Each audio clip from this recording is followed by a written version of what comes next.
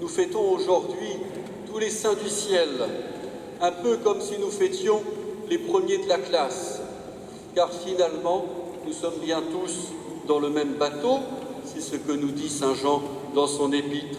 Dès maintenant, nous sommes enfants de Dieu. Eh bien oui, mais certains, dans leur vie, ont manifesté à travers leur vie humaine toute la présence et la puissance même de Dieu. D'autres nous ont quittés, et ce sont les âmes du purgatoire qui sont dans cette grande préparation. Et puis nous-mêmes, eh bien, unis au sein du ciel, à ceux qui nous ont précédés, nous sommes dans cette attente du jour de la venue du Sauveur. Soyons honnêtes, une attente où nous ne sommes pas spécialement pressés, nous avons au moins le prétexte d'avoir tout un apostolat à réaliser, profitons-en.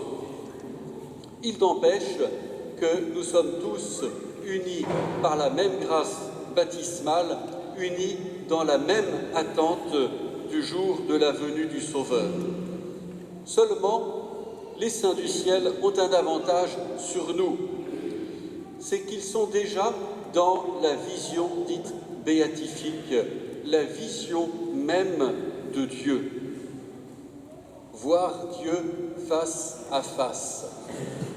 C'est pourtant ce que nous faisons nous-mêmes dans notre vie de foi.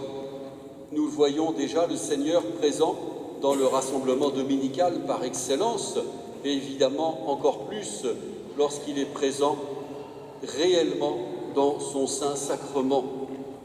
Je le vois, mais je le vois par le truchement de la foi, bien entendu, par cet outil, si j'ose dire, pas directement. La vision béatifique, c'est la grâce de pouvoir contempler Dieu directement, simplement, face à face. Et saint Jean en a compris l'enjeu. Quand cela sera manifesté, nous lui serons semblables, car nous le verrons tel qu'il est. Alors, de quelle vue s'agit-il? Car la vue est quand même un organe lié à l'incarnation, finalement, et les saints nous parlent de la vie du ciel. Oui, mais parmi les 5 sens, la vue a peut-être un statut un peu particulier. Si je la compare, par exemple, au toucher, le toucher permet d'appréhender, permet de prendre. Mais lorsque je prends un objet, je sens l'altérité de cet objet. Ce n'est pas moi. Il est lourd. Le micro, il est froid. Il n'y a pas que le micro. Donc, le toucher me rappelle aussi que l'autre n'est pas moi. Je pourrais dire la même chose de tous les sens, du goût, etc. Mais la vue, quand je vois quelque chose, j'ai l'impression que c'est à moi, que je peux le toucher. Lorsque je vois, eh bien, l'image entre en moi. Elle ne reste pas une sensation extérieure. Alors ce sens de la vue, c'est peut-être le meilleur moyen d'exprimer ce qu'est la communion profonde en Dieu. Le renard de Saint-Exupéry disait au Petit Prince, « On ne voit bien qu'avec le cœur ». Voilà comment la vue devient le signe de cette communion profonde dans le Seigneur. Et quand on ne voit pas, eh bien, pas vu, pas pris. Quand on ne voit pas, il manque quelque chose.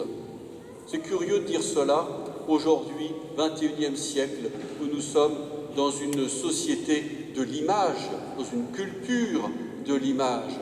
On se méfie beaucoup, et à juste titre, d'Internet. Mais ce qui est le plus dangereux dans Internet, ce n'est pas les textes, ce sont d'abord les images. Parce qu'elles nous apportent des vérités, ce qu'on prend comme une vérité. Parce que je l'ai vu, donc c'est vrai. Je me souviens de ce vieux curé, c'était dans une petite paroisse du Midi. J'entrais dans l'église et le curé était en train de faire le catéchisme à quelques garnements qui n'avaient pas l'air très attentifs. Et il les attrapait en leur disant « Mais tout ce que je vous dis, vous ne le croyez pas?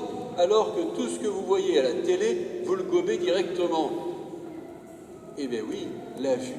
Quand j'ai vu, j'ai l'impression d'y être, j'ai l'impression d'avoir.